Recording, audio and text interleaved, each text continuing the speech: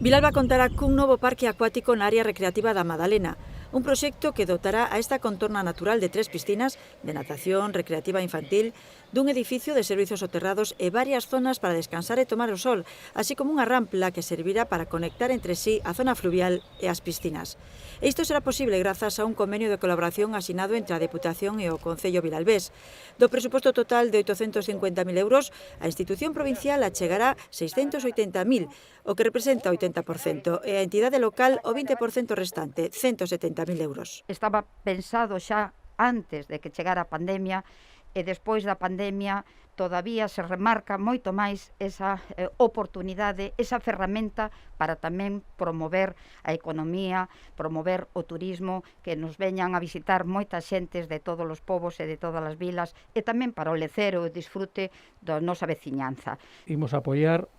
sempre as iniciativas que recuperen e que poñan en valor os recursos naturais como fonte de ocio, como fonte de calidade de vida, sostibles e, sobre todo, de experiencias. A Deputación enmarca achega a este proxecto no seu compromiso de cooperar cos concellos para que poidan ofrecer máis e mellores servizos públicos á súa veciñanza.